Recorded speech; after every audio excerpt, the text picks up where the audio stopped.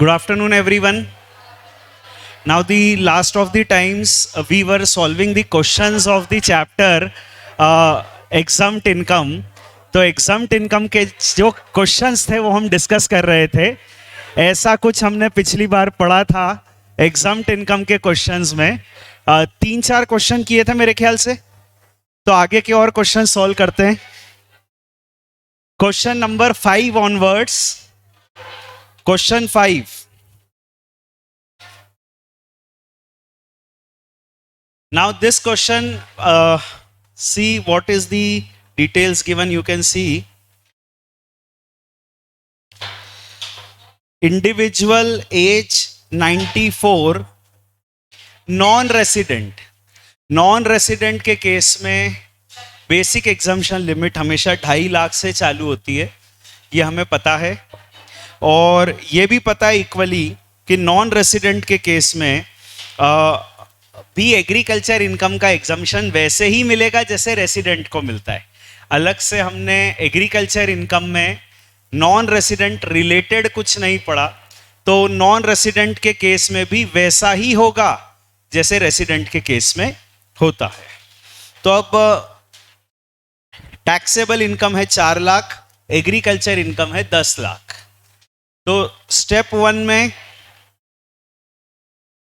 One में we calculate tax on 14 lakhs, 2.5 lakh के slab के हिसाब से. स्टेप 2 में we calculate tax on basic exemption limit 2.5 lakh plus agriculture income. तो 2.5 लाख प्लस एग्रीकल्चर इनकम, उस पर टैक्स निकाला. और स्टेप 3 में दोनों का डिफरेंस करके 4% सेस ऐड कर दिया. तो ये अपना कैलकुलेशन है, कोई बहुत कॉम्प्लिकेटेड प्रपोजिशन नहीं है एक्चुअली. फिर उसके बाद आता है एग्जाम्पल 6. ये सब आपने होमवर्क में कर ही लिए होंगे एंड आई बिलीव ये सब आंसर्स मैच हो गए होंगे. So there is not something new we have to discuss, it's just a review of what you have done. So example number 6, individual age 32. Because the age is 32, the basic exemption limit is 2,50,000 and taxable income 2,90,000, agriculture income 2 lakh. अभी यहाँ पर rebate वाला point involve है, तो अपन समझते हैं. Step 1 में जो अपने को टैक्स निकालना रहता है, वो टैक्स निकालना रहता है after surcharge and after giving rebate. So after surcharge, after rebate जो भी फिगर आएगा वो अपना स्टेप 1 का आंसर रहेगा. एंड स्टेप 2 में भी ऐसे ही करना रहता है. So here what we have done is example number 6. तो 4,90,000 पे टैक्स निकाला 2.5 लाख के स्लैब से, पर रिबेट माइनस कर दिया क्योंकि 5 लाख तक की इनकम है, तो रिबेट माइनस कर दिया. आफ्टर रिबेट टैक्स आ गया निल. फिर स्टेप 2 में अपन ने टैक्स निकाला, basic exemption limit 2.5 lakh plus agriculture income 2 lakh, 4.5 lakh पे टैक्स निकाला plus surcharge which is nil plus 4% plus minus rebate. तो रिबेट माइनस कर दिया एंड रिबेट माइनस करके जो हमारा आंसर आ गया वो आ गया निल. सो अभी ultimately step 1 minus step 2 is निल. उसमें 4% सेस ऐड कर देना तो आंसर आ गया अपना. तो ये हो गया example 6. Example 7, individual age 18 years, taxable income 6 lakh, agricultural income 1 lakh. अभी यहाँ इंटरेस्टिंग प्रोपोजिशन देखो, हर क्वेश्चन जो भी मैं लेता हूं कोशिश यही करता हूं कि हर क्वेश्चन एक वैरायटी हो. तो एग्जाम्पल नंबर 6 में क्या हुआ था कि दोनों स्टेप्स में रिबेट था. स्टेप 1 में भी रिबेट था, स्टेप 2 में भी रिबेट है. एग्जाम्पल नंबर 7 में अब आप देखोगे कि स्टेप 1 में तो रिबेट है, पर स्टेप 2 में तो रिबेट है, पर स्टेप 1 में रिबेट नहीं है. This is how you will see the example number 7 out. So example 7, सबसे पहले हमने निकाला 6 lakh taxable income, 1 lakh agriculture income, 7 lakh रुपए पे टैक्स. तो स्टेप 1 में 7 लाख रुपए पे टैक्स निकाल लिया. उसमें अपन ने रिबेट माइनस नहीं की क्योंकि इनकम 5 लाख से ज्यादा है, पर सरचार्ज भी ऐड नहीं किया क्योंकि इनकम 50 लाख से कम है. तो सीधे सीधे 7 लाख पे टैक्स निकाल लिया. स्टेप 2 में हमने लिया basic exemption limit 2.5 lakh plus agriculture income 1 lakh. अब 3.5 लाख आ गया, 3.5 लाख पे टैक्स निकाला। इंटरेस्टिंगली यहां रिबेट माइनस होगी क्या? अगर आप यहां रिबेट माइनस कर दोगे तो बड़ा वियर्ड सा पोजीशन आ जाएगा। That is what I was trying to put up कि देखो यहां स्टेप 2 में तो रिबेट है, स्टेप 1 में नहीं है, तो क्या स्टेप 2 में भी रिबेट देंगे क्या? अब उसका सिंपल आंसर मैं आपको बताता हूं कि स्टेप 2 में इसलिए मैंने रिबेट नहीं दी क्योंकि आपकी जो टैक्सेबल इनकम है इन ऑल जो टैक्सेबल इनकम है वो तो 5 लाख से ज्यादा है, तो इस क्वेश्चन में रिबेट का सवाल नहीं आता है। ठीक है, भले ही स्टेप 2 वाली जो इनकम है, भले ही स्टेप 2 वाली इनकम 5 लाख से कम आ रही हो, बट ओवरऑल क्योंकि टैक्सेबल इनकम 5 लाख से ज्यादा है तो रिबेट देने की आवश्यकता ही नहीं है। There is no need of a rebate and therefore step 2 में भी हमने रिबेट नहीं दी और 3.5 लाख पे टैक्स निकाल दिया, मतलब 1 लाख पे 5% टैक्स निकाल दिया एंड देन दोनों का difference plus 4%, that is our net answer. So this is example 7, a very different variety जिसमें एक स्टेप में रिबेट है और एक में नहीं है, जबकि एग्जाम्पल 6 था विच वॉज अनदर वेराइटी जिसमें दोनों ही इनकम 5 लाख से कम थी, तो दोनों में रिबेट का प्रश्न था, रिबेट दे दिया अपन ने। ठीक है, example 5 was the simpler variety जिसमें कोई प्रॉब्लम ही नहीं था, सिर्फ असेसी नॉन रेसिडेंट था जिसका स्लैब 2.5 लाख से चालू होता था। तो मेरी कोशिश हमेशा एक ही रहती है कि जितने भी क्वेश्चन हैं, जितनी भी वैरायटी हो सकती है वो मैं सब एड्रेस करूं। तो अभी फिलहाल हमारे एग्रीकल्चर इनकम रिलेटेड जितनी भी वैरायटी हो सकती है, माय एंटायर थॉट इज कि उस पर सारी वैरायटीज में कवर कर लूं, जो भी परम्यूटेशंस बनते हैं वो सारे मैं कवर कर लूं, ताकि परम्यूटेशंस अगर हमारे हो गए तो अपना सारा कंटेंट हो गया, सारी वैरायटी हमने क्लासरूम में ही देख ली कि किस तरह के क्वेश्चन आ सकते हैं। अब आपको सॉल्व करना चाहिए एग्जाम्पल नंबर 8। एग्जाम्पल 8 आप सॉल्व करो, मैं आपको एक थीम बता देता हूं। इसमें क्या हुआ है कि असेसी का जो इनकम है वो है रोजेस, वो उगाते हैं और रोजेस से गुलकंद बनाते हैं। तो रोजेस अपने आप बाजार में बिकते हैं, क्योंकि रोजेस अपने आप बाजार में बेचे जा सकते हैं, फिर भी हमने उसको प्रोसेस करके गुलकंद बनाया, तो हमारी इनकम को स्प्लिट करना पड़ेगा इनटू एग्रीकल्चर नॉन एग्रीकल्चर। यहां पे 2 P&L बनाएंगे या 1 P&L बनाएंगे? 2 P&L, because it is not tea coffee rubber, तो टर्नओवर लेवल पर स्प्लिट किया जाएगा और हम 2 P&L बनाकर इनकम निकालेंगे। तो एक तो आपको इनकम निकालनी है, टोटल इनकम है ना, टैक्सेबल इनकम और एग्रीकल्चर इनकम ऐसे अलग अलग निकालना। टोटल इनकम मतलब टैक्सेबल इनकम होता है, तो टैक्सेबल इनकम निकालनी है, एग्रीकल्चर इनकम भी निकाल लेना, तो वो कर लो, और फिर टैक्स निकालना है। एक बार टोटल इनकम निकालो, take 2 minutes, calculate the total income in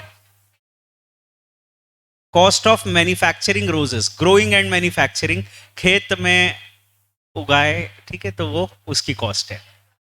answer मैं बताऊंगा, 2 मिनट आप सॉल्व करो, solve this question, take 2 minutes, then we will move to the tax calculation. एक बार आप इनकम निकालो पहले, फिर हम टैक्स कैलकुलेशन पर आएंगे।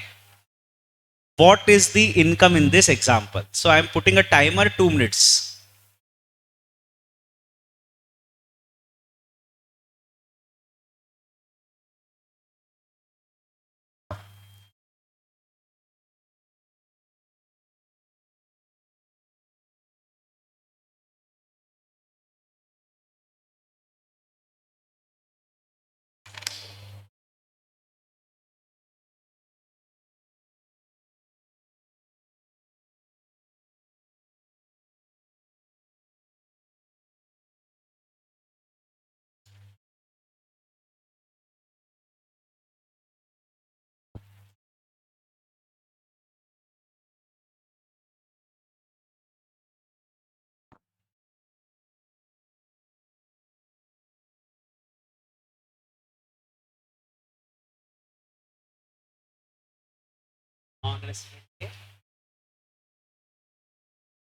टैक्स नहीं लगता है, जनरल लगता है।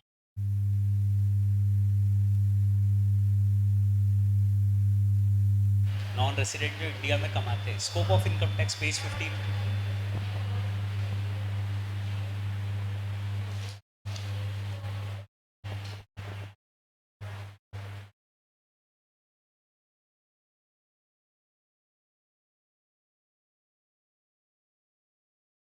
Hello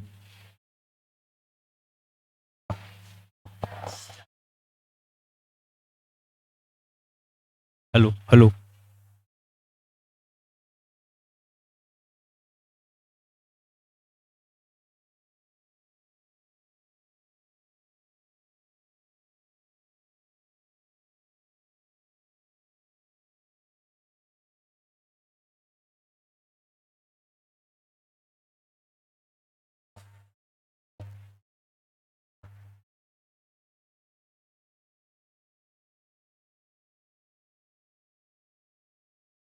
See, this is the total income in the given case. बहुत ही सिंपल क्वेश्चन है. अभी खेत के जो खर्चे हैं रोजेस उगाने के, वो हमने एग्रीकल्चरल P&L में डेबिट कर दिए, और जो फैक्ट्री के खर्चे हैं वो हमने टैक्सेबल इनकम वाले P&L में डेबिट कर दिए.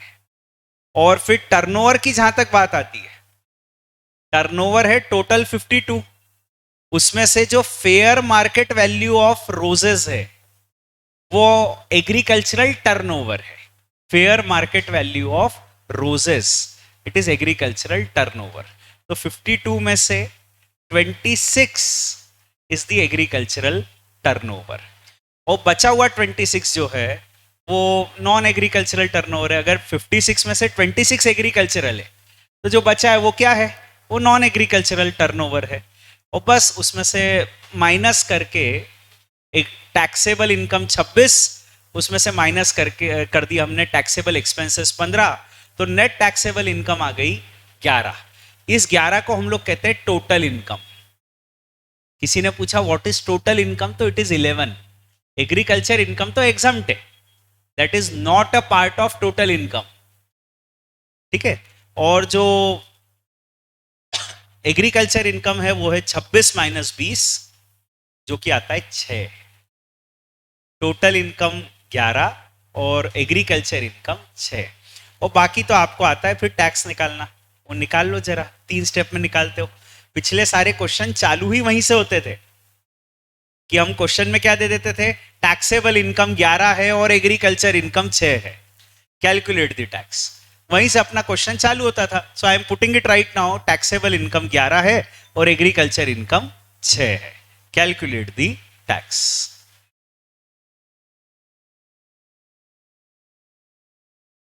सी, ये क्वेश्चन बहुत ही सिंपल था. इनफैक्ट ऐसा एग्जाम्पल हम क्लास में कर चुके थे. हमने जब अपना एग्रीकल्चर इनकम वाला डिस्कशन किया था तब ये ऐसा ही कुछ सिमिलर एग्जाम्पल हम क्लास में कर चुके थे. So if you had focused that time, so I believe you must be able to do it, right? So that is a very simple question, absolutely simple question. Only thing is you needed to focus at that time. तब ये सोचा कि सिर्फ theory चल रही है, कोई बात नहीं, बाद में पढ़ेंगे प्रैक्टिकल्स के समय. तो कैसे करोगे प्रैक्टिकल्स जब तक थ्योरी नहीं पढ़ते? तो ये सिंपल सी बात है, एकदम सिंपल सा क्वेश्चन है.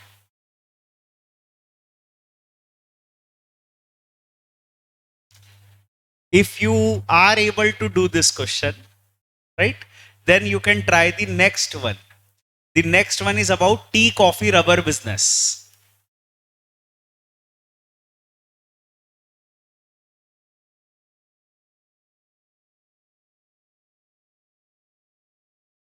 Solve it. I will try to answer your question once you solve it. You have that query, I understand.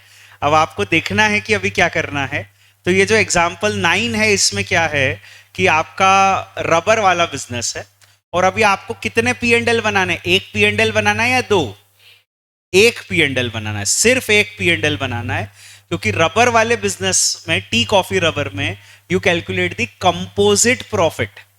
तो एक ही P&L बनाना है, उसी में सारे खर्चा डेबिट कर दोगे आप और पूरा रेवेन्यू क्रेडिट कर दोगे. फिर वो जो प्रॉफिट आएगा उसको स्प्लिट करोगे. रबर में रेशो क्या होता है प्रॉफिट को स्प्लिट करने का? रबर में प्रॉफिट को स्प्लिट करने का रेशो क्या होता है? 35-65। तो 35 इज टैक्सेबल और एग्जम्प्ट? कम वाला जो होता है वो क्या होता है? टैक्सेबल होता है। कम वाला टैक्सेबल मतलब वो नॉन एग्रीकल्चर इनकम है। तो टोटल इनकम विल बी 35% और एग्रीकल्चर इनकम विल बी 65%।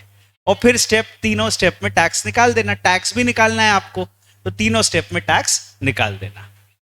करके देखो, मैं तो आपको वैरायटी करा रहा हूं। क्लास में आप ये कर चुके थे जब एग्जाम्पल अपन ने देखा था। बस सिर्फ बात अभी इतनी है कि हम उसको अब एक क्वेश्चन के रूप में सॉल्व कर रहे हैं, आप सॉल्व कर रहे हो उसको। तो सॉल्व इट। Question number 9। 9 हो जाए तो 10 कर लेना। अब तो सब ऐसा ही है जो आपको आता है। Up to question number I think 16 और 17 you can do it. Every question you can solve it.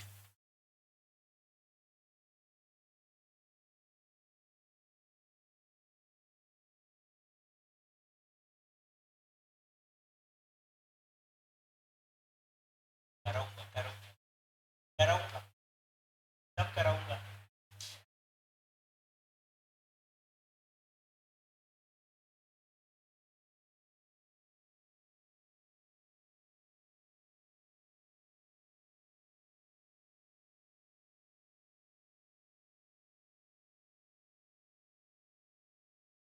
I'll just also put up the answer in the meantime. You can check it out. Those who are doing it.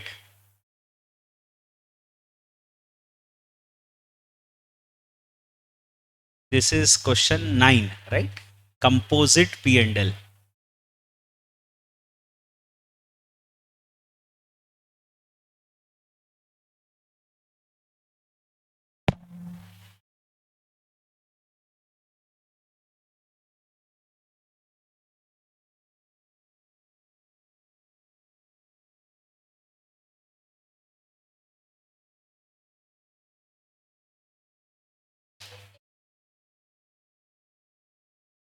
T है ना,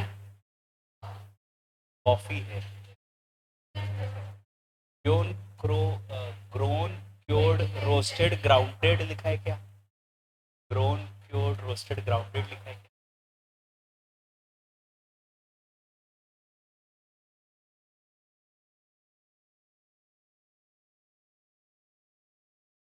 ninth का answer आपके सामने है। देखो मैं समझा देता हूं मैंने क्या किया। पुराने क्वेश्चन समझा चुका हूं तो I need not repeat it out. ठीक है, उसमें कोई स्पेसिफिक क्वेरी हो तो हम डिस्कस कर लेंगे। बाकी वापस से पूरा क्वेश्चन समझा दो will be a very difficult thing. तो अभी 9th क्वेश्चन जो अब मेरे को समझाना है वो बता देता हूँ। आपने जो पहले लेटेक्स उगाया, फिर उसको रबर में कन्वर्ट किया और रबर बेचा।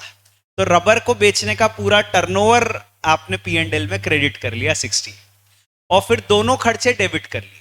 फार्म के एक्सपेंसेस एंड फैक्ट्री के एक्सपेंसेस दोनों P&L में डेबिट कर लिए, और डेबिट करके हमारा कंपोजिट प्रॉफिट आ गया 20। ये जो कंपोजिट प्रॉफिट आया 20, इस प्रॉफिट को हम स्प्लिट करेंगे into 2 parts. Agricultural profit which is 65%, non agricultural profit which is 35%। Non agricultural profit को हम टोटल इनकम कहेंगे, क्योंकि इनकम टैक्स लगता है टैक्सेबल इनकम पे। तो हमारे एग्जाम्पल में 35% इज दैट पोर्शन जो टैक्सेबल इनकम है। तो 35% टैक्सेबल इनकम है। अभी 3 स्टेप में फिर टैक्स निकाल लो। Taxable income plus agricultural income पे टैक्स निकाला, फिर basic exemption limit plus agricultural income पे टैक्स निकाला, और स्टेप 3 में दोनों का डिफरेंस प्लस 4% सेस। तो ये है क्वेश्चन नंबर 9। ठीक है, टी कॉफी रबर में ऐसा करते हैं। अब हम आते हैं क्वेश्चन नंबर 10। अच्छा, एक क्वेश्चन ये आया, बहुत ही महत्वपूर्ण क्वेश्चन, कि सर 35% कैसे आया? यहां जो है वो 35% कैसे आया? कैसे आया? ये कानून में दिया है बेटा, कानून में ये रेशो दिया है। रबर में 35% विल बी टैक्सेबल, इसलिए आया ये, मैंने मन से नहीं लिया, it's given in the law. अगला क्वेश्चन जब आप करोगे तो वो रबर का है। रबर में 2 रेशो होते हैं। एक रेशो होता है कॉफी में, सॉरी कॉफी का है अगला क्वेश्चन। तो तो कॉफी में दो रेशो होते हैं, एक होता है 25-75, एक होता है 60-40। अगर कुछ नहीं बोला, मतलब उन्होंने वर्ड रोस्टेड ग्राउंडेड नहीं यूज किया, तो take the ratio 25-75. If they use the word cured, roasted, grounded, then you use that ratio of 40-60. तो अभी 10th क्वेश्चन पहले सॉल्व करो, मैंने आंसर निकाल दिया तब तक। 10th क्वेश्चन सॉल्व करो, फिर हम आते हैं आंसर पे। सेकेंड स्टेप सर एक बार बता दो। सेकेंड स्टेप में हम ये करते हैं कि बेसिक एग्जम्पशन लिमिट जो भी होती है उसमें एग्रीकल्चर इनकम को ऐड करते हैं और टैक्स निकालते हैं। तो जैसे 2.5 lakh basic exemption plus agriculture income दोनों को ऐड करके टैक्स निकालते हैं। सर एग्जाम में क्या यही प्रेजेंटेशन करना है? नहीं, सीधे टैक्स निकाल दो। 3 स्टेप का प्रेजेंटेशन तो सिर्फ हमारे समझने के लिए है, ऐसा मैं कह चुका हूं। सो हमें तो डायरेक्टली एग्जाम में क्वेश्चन को सॉल्व करना है। So 10th question, see the 10th question what it is, solve it, answer I will put up then, right. 10th question solve करो। House property income, house property income होती है, taxable income होती है, उसका क्या करेंगे? उस पर टैक्स लगाएंगे, ऐड कर देंगे, टैक्सेबल इनकम में ऐड कर देंगे, टैक्सेबल इनकम में ऐड कर देंगे। करो, देखो सॉल्व करो, कुछ तो नया हर क्वेश्चन में हम करेंगे।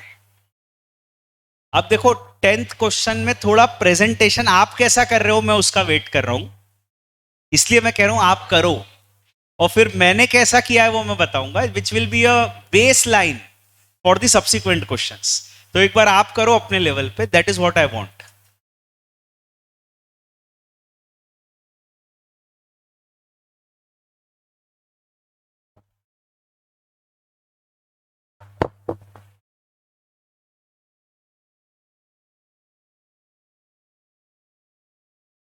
Solving questions requires your application of mind. So you have to apply your mind first. Don't borrow my mind. कि मैं तो सॉल्व कर दूंगा, आपको अपना दिमाग लगाना है पहले। That is why I most of the times try to avoid the queries while you are solving the question. ठीक है, तो don't mind it if I am avoiding the query, but it is just because it requires your application of mind. आप एक बार दिमाग लगाओ कैसे करना है, थ्योरी आप पढ़ चुके हो, उसका एप्लीकेशन आपको करना है, ये मैं चाहता हूं कि आप अप्लाई करो। इसीलिए जब, और हर क्वेश्चन में समझा रहा हूं, ऐसा नहीं कर रहा हूं कि बस क्वेश्चन छोड़ दिया कि ये देखो आंसर है कर लेना, हर क्वेश्चन समझा रहा हूं। तो अभी देखो 10th का आंसर आपने किया होगा इतनी देर में, अब देखो मैंने कैसे किया है, ये मेरा प्रेजेंटेशन है। What I do is I make actually 2 columns, taxable income का एक अलग कॉलम है, एग्रीकल्चर इनकम का एक अलग कॉलम है। अभी तो आपके सामने सिर्फ 2 इनकम है, हाउस प्रॉपर्टी इनकम और ये कॉफी वाली इनकम। आगे मैं क्वेश्चन देने वाला हूं जिसमें 7-8, 8-8, 10-10 इनकम देने वाला हूं। तो अभी आप क्या करोगे, तो आप सिंपली 2 कॉलम बना देना। टैक्सेबल इनकम जो है वो टैक्सेबल इनकम के कॉलम में आ जाएगी, एग्रीकल्चर इनकम जो है वो एग्रीकल्चर इनकम के कॉलम में आ जाएगी। तो जैसे हाउस प्रॉपर्टी इनकम है, व्हाट इज इट?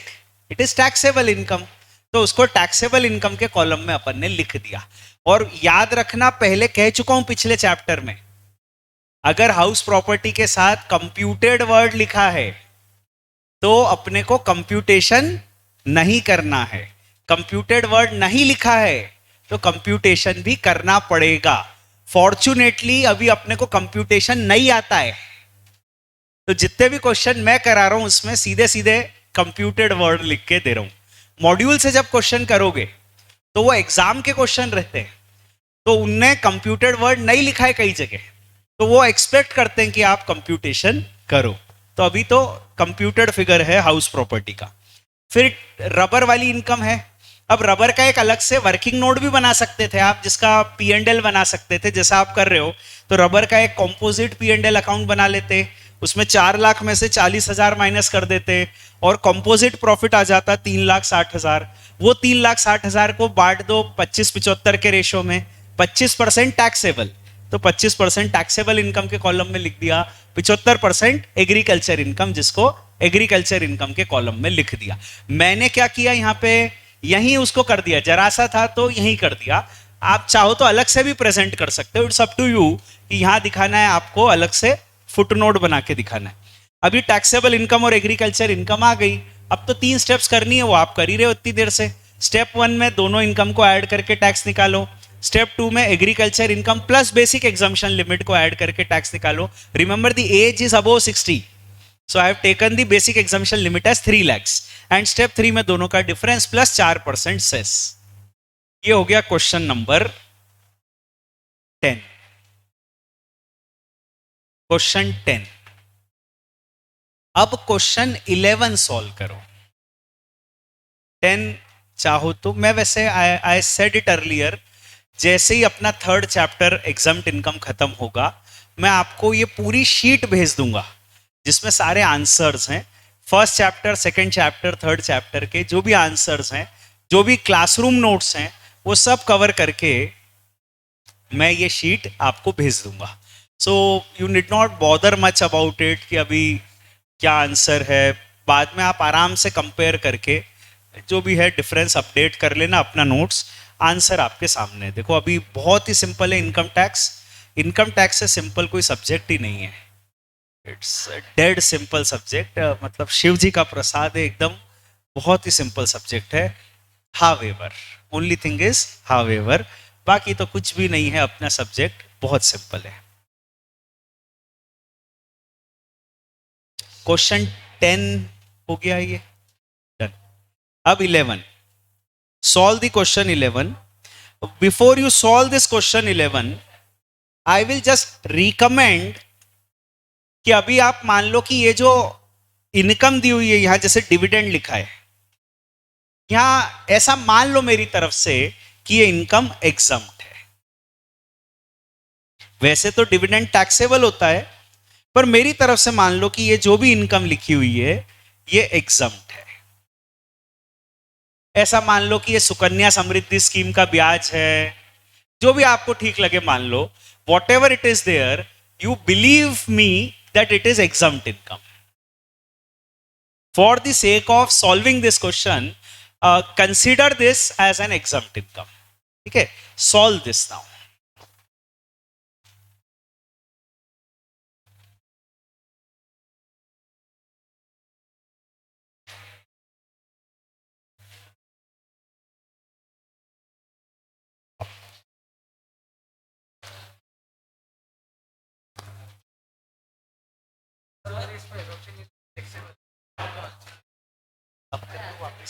अरे सर पर ऐसे एग्जाम में तो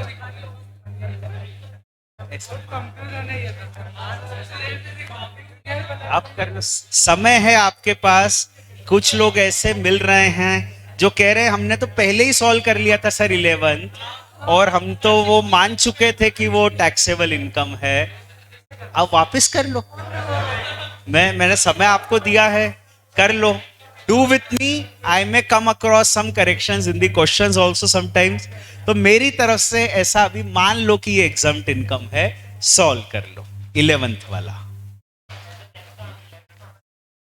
कंप्यूटेड शब्द आता है तो क्या होता है, नहीं कंप्यूटेड शब्द आता है तो क्या होता है, ऐसा मान लेते हैं कि इनकम टैक्स के प्रोविजंस के हिसाब से इनकम कैलकुलेट कर चुके हैं। कंप्यूटेड का तो यही मतलब है। अब आपकी क्वेरी क्या है?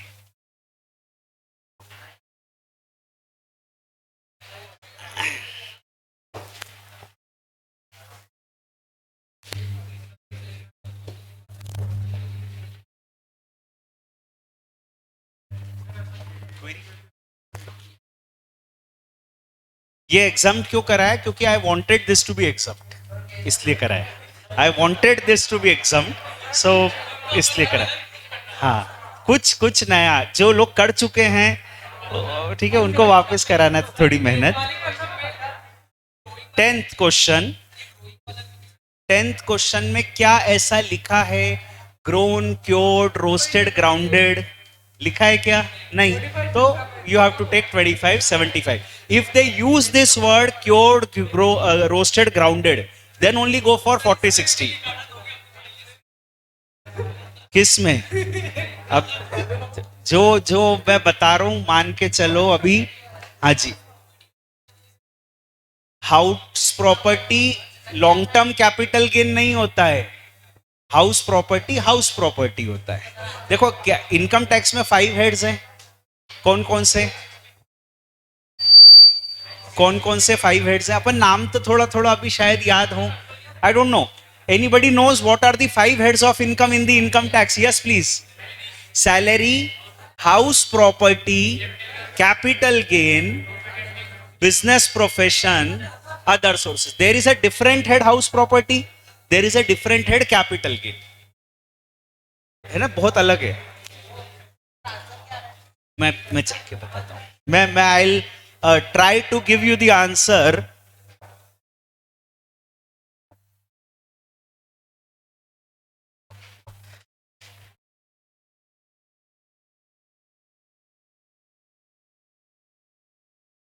This is answer to question number 11. I have taken it as a taxable income, but I'll try to solve it again, taking it as exempt income.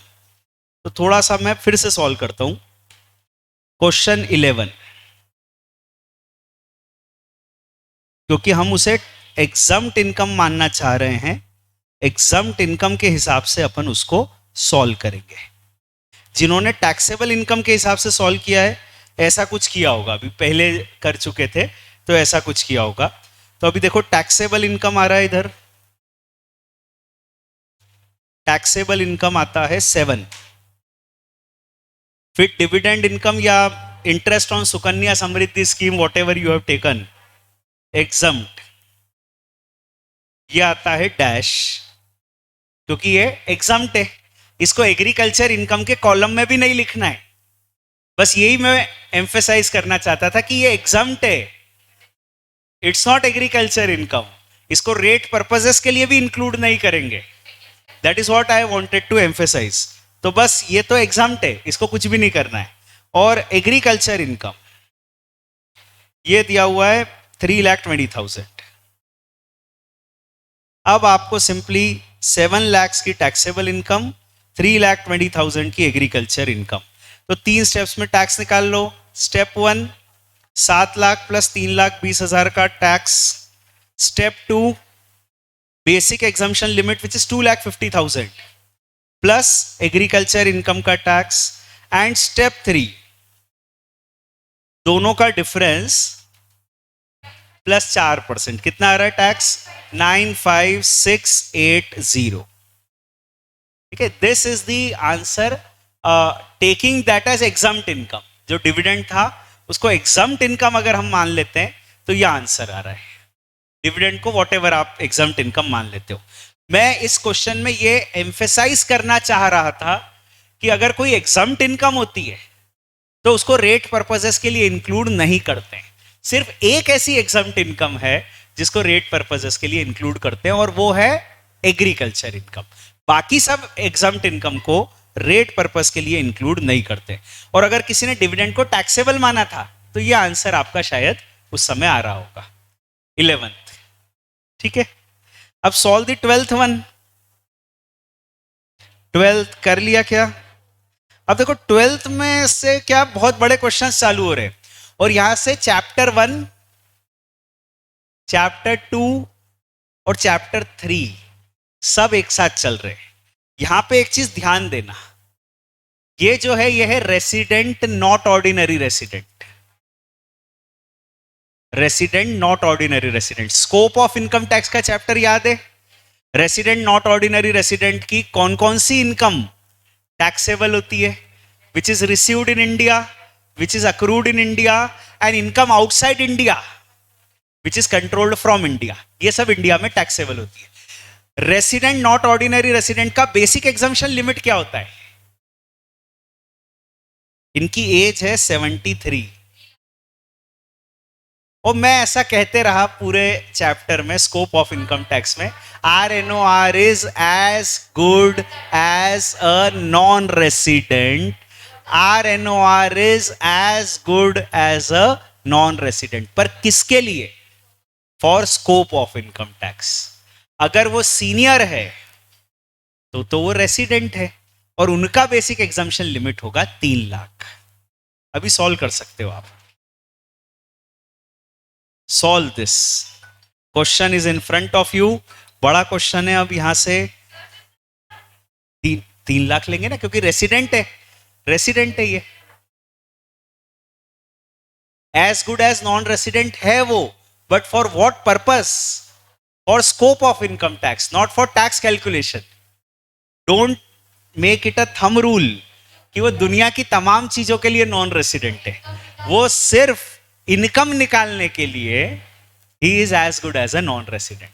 Tax निकालने के लिए ही इज अ रेसिडेंट। है ना, resident नाम है उसका।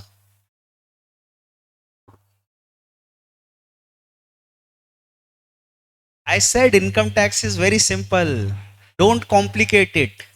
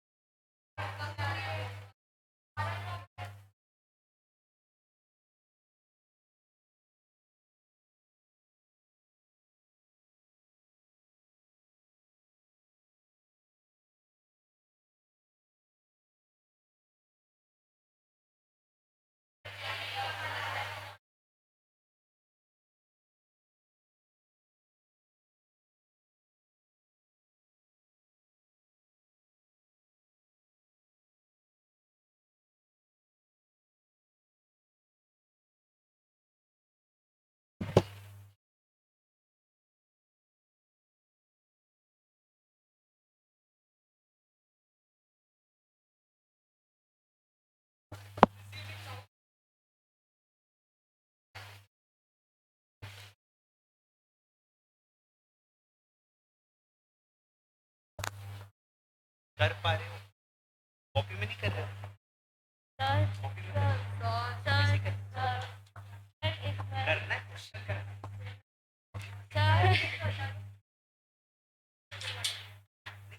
Point one, where you have to write it. Point one क्या है?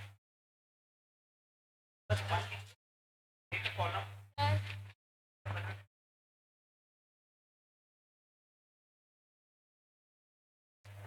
Purely agriculture.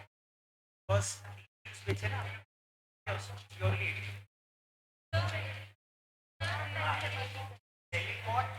leaves, आलू उगा के आलू बेचे, वैसे चाय की पत्तियां उगा के चाय की पत्तियां बेचे। प्रोसेस नहीं है, करते तो स्प्लिट करते।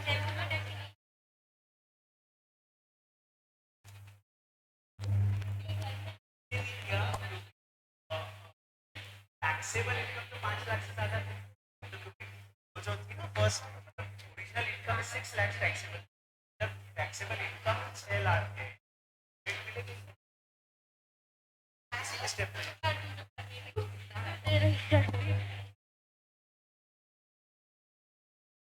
मैन्युफैक्चर तो पूरा ही agriculture come from growing and क्या कौन सा third income from growing and manufacturing tea, मतलब चाय की पत्ती से चाय पत्ती भी बना रहे हो। थर्ड पॉइंट है income from growing and manufacturing T, that is agriculture non agriculture दोनों है, स्प्लिट करोगे है ना, कॉम्बो इनकम, कॉम्प्रिहेंसिव इनकम है।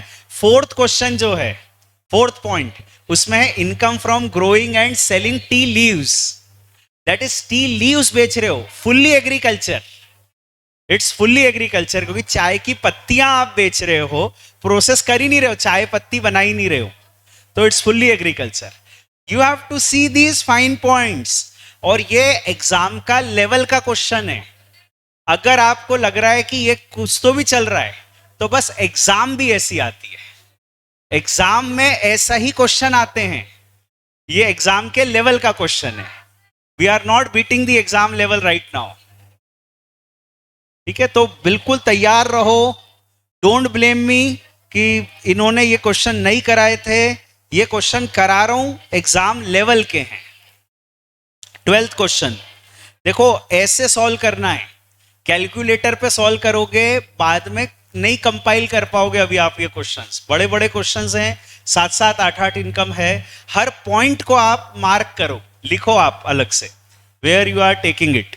ठीक है, so this is precisely how you have to do it, somewhat like a presentation. Business income outside India, because it is controlled from India, it is taxable in India. Agriculture income in Vietnam must be received in India, so it is income. Agriculture income India के बाहर agriculture income नहीं होती है। Agriculture income India के बाहर agriculture income नहीं होती है। तो कहां लिखूं? टैक्सेबल इनकम में लिखूं या एग्रीकल्चर इनकम में लिखूं? टैक्सेबल इनकम में लिखूं। एग्रीकल्चर इनकम इन इंडिया, जिसमें आप चाय की पत्तियां बना रहे हो, फिर उससे चाय पत्ती बना रहे हो, स्प्लिट करो 60-40 में। यहां एग्रीकल्चर इनकम इसलिए है क्योंकि वो इंडिया में है, तो इसलिए 60-40 में स्प्लिट होगा। अगर यही इनकम पूरी इंडिया से बाहर होती तो स्प्लिट भी नहीं करते, आप सीधे टैक्सेबल कर देते, क्योंकि वो इंडिया के बाहर तो खेती होती ही नहीं है, इंडिया में है, तो स्प्लिट करा अपन ने 60-40 में। थर्ड पॉइंट बता रहा हूं। फिर income from tea leaves in India.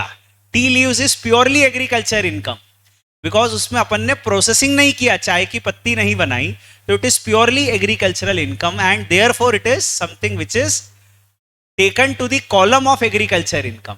और फिर पोटैटो साउथ अफ्रीका में उगा के बेचे, वैसे तो इंडिया के बाहर खेती करना, खेती है ही नहीं, ये टैक्सेबल इनकम है, पर टैक्सेबल तो है, एग्जम्प्ट नहीं है, इंडिया के स्कोप में भी तो आना चाहिए। इंडिया के स्कोप में ही नहीं आ रहा है, ना तो रिसीव्ड इन इंडिया है, ना अक्रूड इन इंडिया है। RNOR is as good as a non resident, तो इंडिया के स्कोप। इनकम निकालने के लिए उसको नॉन रेसिडेंट मानेंगे, except one income, income outside India controlled from India. Income निकालने के लिए उसको नॉन रेसिडेंट मानेंगे, except one income, income outside India controlled from India. फिर अभी इनकम आ गई, अब टैक्स निकालने के लिए उसको रेसिडेंट मानेंगे, तो बेसिक एग्जम्पशन लिमिट अगर वो सीनियर है तो सीनियर वाला देंगे। ठीक है, ऐसा है ये। तो ये आंसर है, जैसा शायद बहुत सारे लोगों ने एक्सपेक्ट किया होगा वैसा नहीं है ये। 12th वाला एक नया नॉवेल्टी थी, अचानक से एकदम से चेंज लगा होगा, ऐसा मैं मान के चल रहा हूं। And I believe 70% people might not have got it rightly. At least 70%. पर अब जब करोगे अगले क्वेश्चंस, तो शायद अब सही कर लोगे। ध्यान तो देखो मैंने क्या किया है, वापस बता रहा हूं। Income outside India controlled from India, उसको टैक्स क्यों किया है? क्योंकि वो RNOR है, इंडिया के स्कोप में आ रहा है वो। Income from agriculture in Vietnam, एक तो वो एग्रीकल्चर है ही नहीं, क्योंकि इंडिया के बाहर खेती नहीं होती है। दूसरा वो रिसीव्ड इन इंडिया, इसलिए टैक्स कर दिया।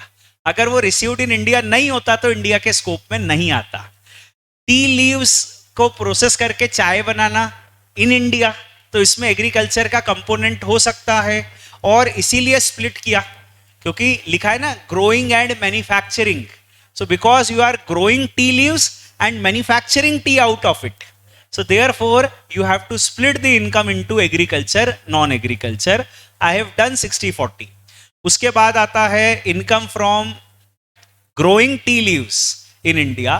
It's purely tea leaves which is fully agriculture and it is 100% agriculture income. और फिर आखिरी है income from potato in South Africa. ये income outside India है, ना received in India है, तो ना तो रिसिट रूल लगा, ना रेसिडेंस रूल तो लग ही नहीं सकता RNOR पे, और सोर्स रूल भी नहीं लगा, तो ये इंडिया में टैक्सेबल नहीं किया। तो ये इनकम आ गई, और इनकम आने के बाद अभी इसका टैक्स निकाल लिया अपन ने। ये क्वेश्चन अच्छे से अगर आपने समझ लिया तो फिर अगला क्वेश्चन 13th कर पाओगे। 13th क्वेश्चन में 2 क्वेश्चन है। 13th क्वेश्चन पढ़ो, देखो 2 क्वेश्चन है उसमें। Gunsiya Devi is aged 83 and is a non resident. तो पहले पूरा क्वेश्चन सॉल्व करना। Treating her as a non resident, you know what is the scope of income tax for a non resident, उस हिसाब से कर लेना। और आखिरी में है what if she is ROR, तो फिर इस क्वेश्चन को वापस सॉल्व करना। What if she is ROR, तो पहले नॉन रेसिडेंट का पूरा इनकम निकालो, टैक्स निकालो। और नॉन रेसिडेंट में एज 83 है, नॉन रेसिडेंट में एज 83 है। बेसिक एग्जम्पशन कितना लोगे? एज 83, 2.5 लाख। और ROR में age 83, ROR age 83, basic exemption कितना लोगे? 5 लाख। अभी करो, कोशिश करो, 7 पॉइंट्स हैं, इसको अच्छे से सॉल्व करो।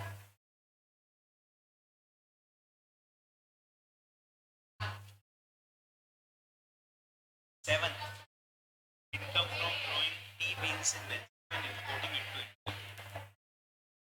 Received in India नहीं है, accrued in India नहीं है, NR not taxable, ROR taxable।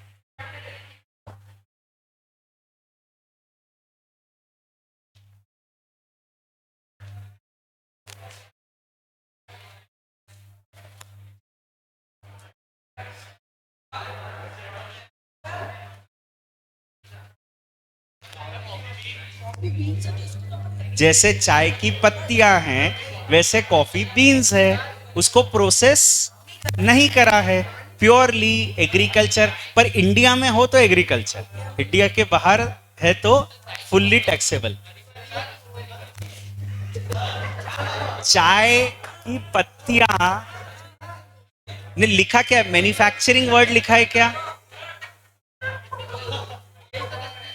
अगर मैन्युफैक्चरिंग वर्ड लिखा है तो काली वाली चाय है, अगर मैन्युफैक्चरिंग वर्ड नहीं लिखा है तो हरी वाली चाय है। ठीक है, हरी वाली चाय।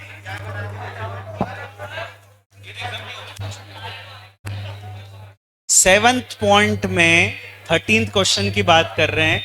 7th पॉइंट में it is not received in India, it is not accrued in India, non resident है तो आपको आंसर पता है, रेसिडेंट है तो भी आंसर पता है आपको, आपको तो पता ही है सारा आंसर।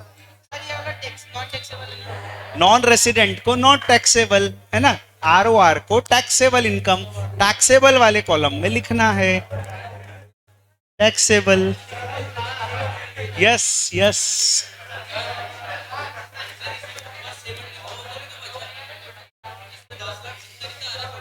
कौन सा क्वेश्चन?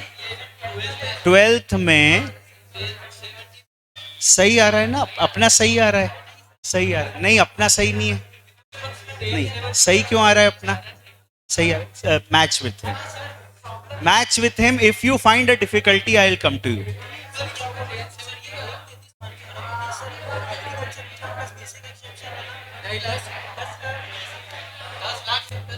बेसिक एग्जाम्शन कितनी है 12th क्वेश्चन में? यही गलती है, she is a resident. Resident में बेसिक एग्जाम्शन कितनी होगी अगर एज 60 से ज्यादा है तो? 3 lakh. Resident not ordinary resident का बेसिक एग्जाम्शन कितना होगा अगर वो सीनियर है तो? 3 लाख। मैं I think I said it, resident not ordinary resident is as good as a non resident. Income निकालने के लिए, टैक्स निकालने के लिए it is a resident. I think I precisely said it. Yes.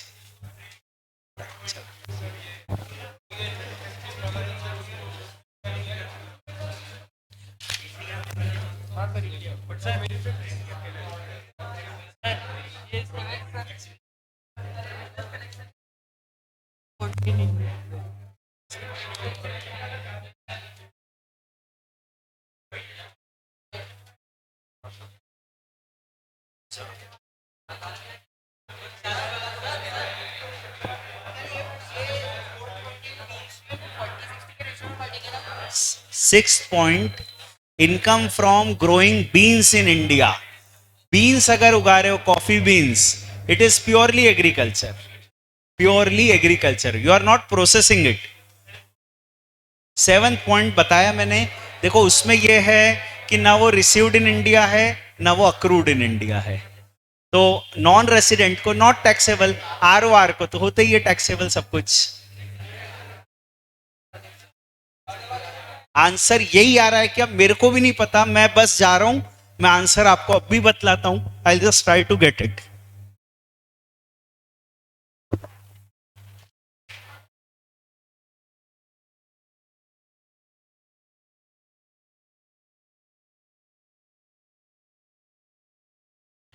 So this is question 13.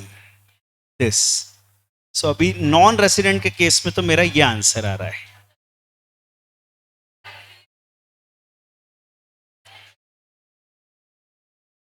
Rounding off करना मत भूलना. Rounding off to the nearest multiple of 10. अगर किसी का आंसर आ रहा है 285, 636, so you have missed only one thing, that is rounding off. मैं सारे पॉइंट बताता हूं अभी. I let resident. Non resident का ये आंसर है मेरा. अभी देख लो आपका सही आया कि नहीं. ये क्वेश्चन के बाद मैं अगले क्वेश्चन से पूछूंगा कि आप किसका सही आया. I expect that everybody should get it right from the 14th question, क्योंकि विद 13 तो ठीक है, यहां तक तो अपन अपना लर्निंग कर्व चल रहा है. 14 से अब अपना लर्निंग कर्व हो गया अपन मान लेंगे. So we have to actually expect that all the answers are right. अगर ये ROR है तो ये आंसर है भाई मेरा. ROR मैं समझाऊंगा, एक एक पॉइंट बताऊंगा. हम बिल्कुल जल्दी नहीं करेंगे, पर एक बार यहां तक आप जरा देख लो. ROR सिर्फ आंसर मैच करा रहा हूं मैं. इफ उसमें है ना 2 पॉइंट है. What if she is an ROR, what if she is a non resident. So if she is resident and ordinary resident, this is my income and this is my tax. दोनों बताऊंगा. What if she is non resident, what if she is ordinary resident.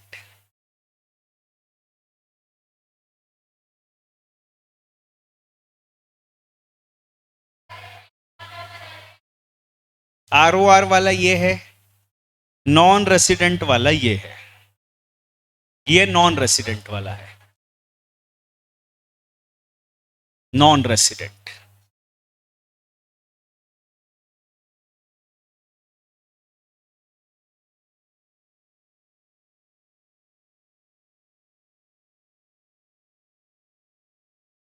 एक एक point समझा देता हूं अब मैं, है ना. समझो.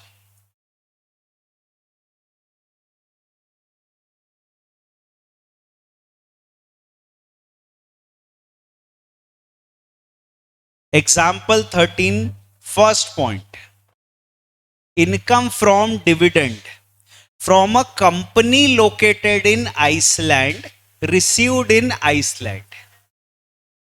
So it is not received in India. It is not accrued in India.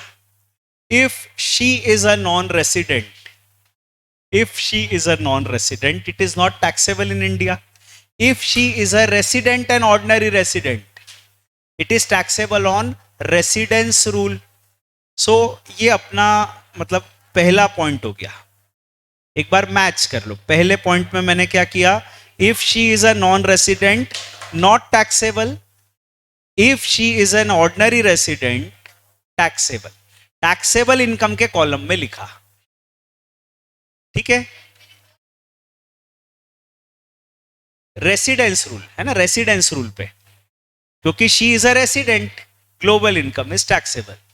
फिर second, income from agriculture in Uganda received in India. अभी देखो ये इंडिया के बाहर एग्रीकल्चर है. इंडिया के बाहर एग्रीकल्चर करना is not agriculture. So at the first instance it is not treated as agriculture. अब ये इनकम आउटसाइड इंडिया है, रिसीव्ड इन इंडिया है, रिसीव्ड इन इंडिया है तो टैक्सेबल रिसिट रूल पे, भले ही वो नॉन रेसिडेंट हो तो भी टैक्सेबल, भले ही वो आरओआर हो तो भी टैक्सेबल। तो ये जो सेकंड पॉइंट है ये दोनों केस में taxable, non resident as well as ROR दोनों केस में taxable. Third point, income from agriculture in India. India में agriculture is agriculture and it is exempt but included for rate purposes, तो इसको agriculture income के column में अपने को लिखना है। She is a non resident तो भी एग्रीकल्चर इनकम है, शी इज अ रेसिडेंट तो भी एग्रीकल्चर इनकम है। तो थर्ड पॉइंट के केस में दोनों ही सिचुएशन में ये एग्रीकल्चर इनकम है। फिर fourth point, income from growing and manufacturing rubber in Egypt. Growing and manufacturing rubber, तो रबर जैसे ही आप पढ़ा अपने को दिमाग में आता है स्प्लिट 40-60, पर ये इंडिया में नहीं है। स्प्लिट क्यों करते हैं? क्योंकि एग्रीकल्चर नॉन एग्रीकल्चर करना है ना, और इंडिया के बाहर तो एग्रीकल्चर होता ही नहीं है, तो यहां कोई स्प्लिट होगा नहीं। There is no split in the fourth point. अब अगर ये इंडिया के स्कोप में आता है तो फुल्ली टैक्सेबल, इंडिया के स्कोप में नहीं आता है तो not taxable. It is received in India, क्योंकि ये रिसीव्ड इन इंडिया है, इंडिया के स्कोप में आता है रिसिट रूल पर, so therefore it is taxable. If she is a non resident तो भी taxable, if she is a resident तो भी टैक्सेबल, और ये आएगा टैक्सेबल इनकम वाले कॉलम में। This will fall under the column of taxable income. Fourth point आप देखो, टैक्सेबल इनकम में पूरा अमाउंट लिखा है 7 लाख। दोनों ही सिचुएशन में ये टैक्सेबल इनकम वाले कॉलम में आएगा, पूरा अमाउंट 7 लाख टैक्सेबल है। Next, fifth point, income from growing and manufacturing rubber in India received in Egypt. तो अभी यह है growing and manufacturing rubber in India. In India है मतलब स्प्लिट करेंगे, नॉन रेसिडेंट है तो भी स्प्लिट करेंगे, रेसिडेंट है तो भी स्प्लिट करेंगे। तो 35% टैक्सेबल इनकम के कॉलम में आ जाएगा, 65% एग्रीकल्चर इनकम के कॉलम में आ जाएगा। फिर उसके बाद आता है सिक्स्थ पॉइंट। सिक्स्थ और सेवंथ पॉइंट में हमें इस पर ध्यान नहीं देना है कि वो इंडिया में इंपोर्ट हुआ या इंडिया से एक्सपोर्ट हुआ, ये सिर्फ कंफ्यूज करने को दिया है। हमारा फोकस है अदरवाइज ये इंडिया में टैक्सेबल है क्या। तो अभी सिक्स्थ पॉइंट जैसे देखो, income from growing coffee beans in India, it is as a similar example जैसा टी लीव्स का था। यहां पर हम सिर्फ और सिर्फ खेती कर रहे हैं, कॉफी बीन्स उगाए, उसको प्रोसेस नहीं किया और सीधे के सीधे हमने उसको बेच दिया, तो इट इज प्योरली एग्रीकल्चर। तो इसको हम पूरी तरह से एग्रीकल्चर इनकम के कॉलम में लिखेंगे। ठीक है, ये यहां पर एक बड़ा इंपॉर्टेंट पॉइंट है, हो सकता है आपने ये मिस किया हो। ठीक है, जो टी लीव्स में अपन ने किया था पूरा एग्रीकल्चर, तो ऐसे कॉफी बीन्स में हम पूरा एग्रीकल्चर ले जा रहे हैं। तो आप देखो sixth point, I have taken it to agriculture income, it is in India, so therefore it is taken to agriculture income whether she is a non resident or a resident। हाँ जी,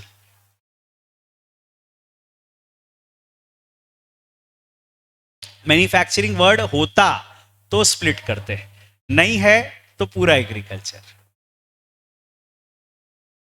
और फिर उसके बाद सेवेंथ पॉइंट पर आते हैं, income from growing coffee beans in Belgium, income from growing coffee beans in Belgium and importing it to India. तो एक तो ये तो इंडिया के बाहर है जो भी है, it can never be classified as agricultural income, so ये टैक्सेबल है पर इंडिया के स्कोप में आना चाहिए।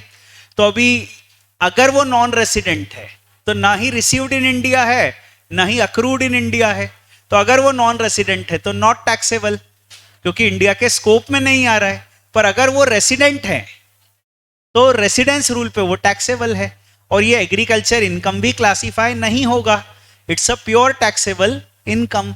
So if she is a non resident it's not taxable, You have the total income taxable and agriculture. You must have got this tax. Taking basic exemption limit as 2,50,000.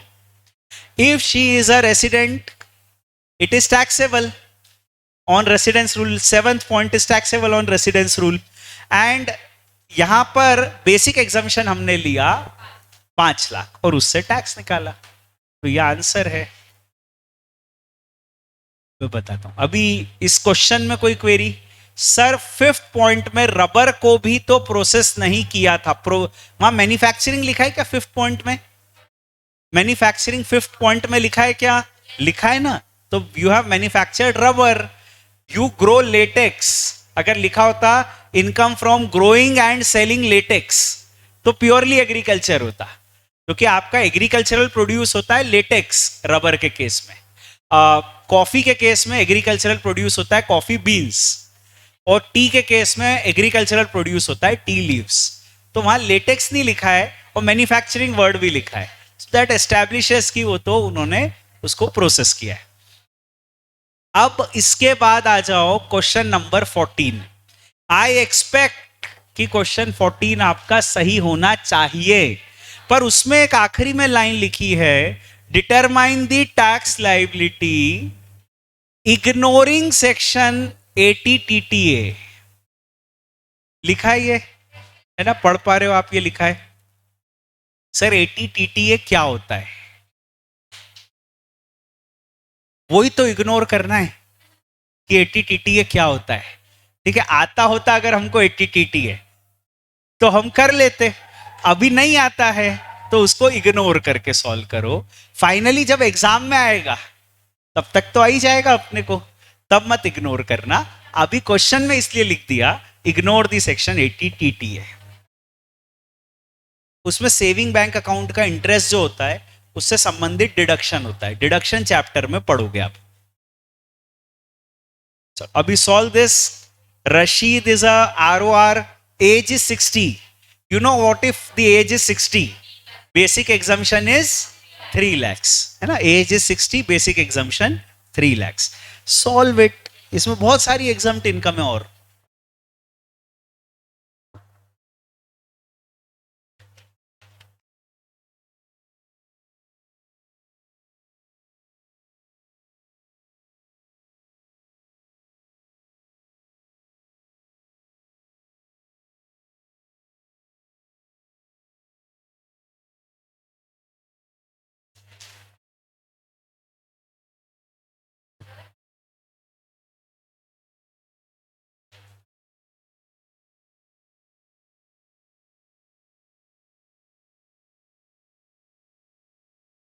इस question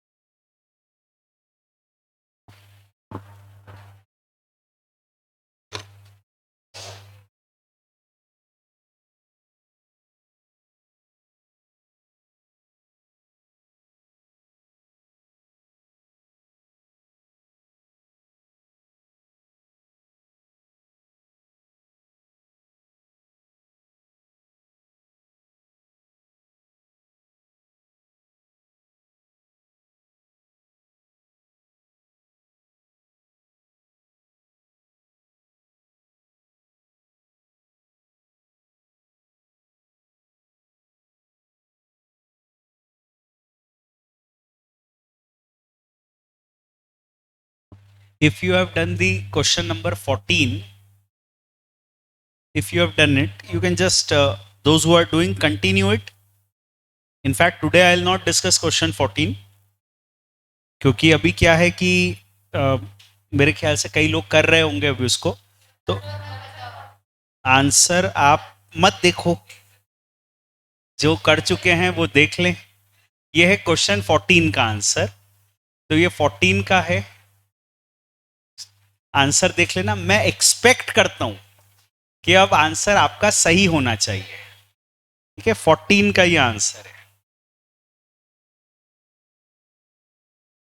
If you want, you can take a snapshot of it also ताकि आप अभी घर पे करने वाले हो आगे इस 14th क्वेश्चन को, तो आराम से कर लेना. If you want you can take a snapshot of it.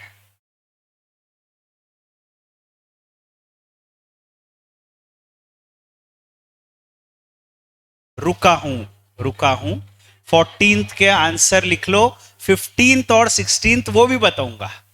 16 तक घर पे कर लेना आप आराम से. हाँ, आंसर बता दूंगा, एक बार स्नैपशॉट लेके 16 तक सॉल्व कर लेना. I think 14th you have taken the snapshot. Those who wanted you must have taken the snapshot of 14. I am moving forward, right. Question number 15 में आई थिंक दो सिचुएशन है, what if ROR and what if NR. I think ऐसा दो कुछ है. तो ये एक सिचुएशन है 15th का. आंसर आपके सामने है.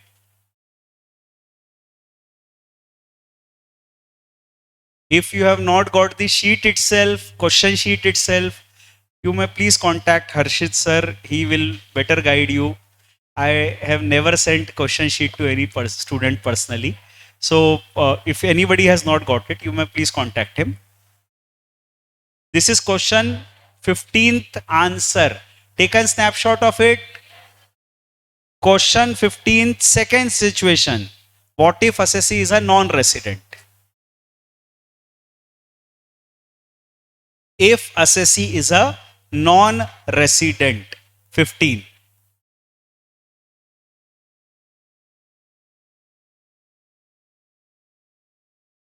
Done with it. Somebody is still taking. Done with it. 15th done. Now question 16th.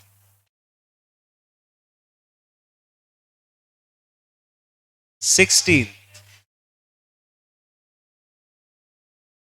उसमें सिर्फ इनकम निकालनी है मेरे ख्याल से. दे हैव सेड वो सिक्किम वाला है ये question. So a Sikkimese girl is there, कोई तो उसका क्वेश्चन है ये. तो you have to solve this question 16. You just have to calculate the income, not the tax. कुछ भी हो सकता है, आंसर आप निकाल सकते हो. एग्रीकल्चर इनकम ज्यादा हो टैक्सेबल इनकम से तो भी आंसर निकाल सकते हो.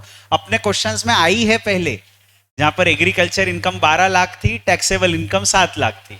आप कर चुके हो सॉल्व. तो ये क्वेश्चन 16 है. 17 भी कर लोगे क्या? सब कर लेना आराम से. 17 का आंसर तो देख लो, कल अपन क्लास में कर लेंगे. 16 तक डिस्कस कर लेते हैं. If you want, you can take the snapshot of the question number 17 and 16 बता दूं वापस. हाँ, मैं बता देता हूं. यह है 17th. This is question number 17th. 17th you have got it. 16th. This is question number 16th. 17 फिर बता दूं. 16. 16 taken a snapshot. Anybody left? 17. 16, 17. 17. Tax भी निकालना है, ये टैक्स निकला है. और बाकी चैरिटेबल वाले हैं. उसके बाद वो कंसेप्ट अलग है. चैप्टर में 3 चीजें थी ना पढ़ने की, सन्ड्री एग्जम्पशंस, एग्रीकल्चर इनकम और चैरिटेबल. तो चैरिटेबल वाला बचा है, वो अपने को करना रहेगा. सो this is question number 17th. ठीक है, डन विथ इट. 15th का फर्स्ट पार्ट फिर बता रहा हूं, ये लो. That's it. I am closing with it. Thank you very much.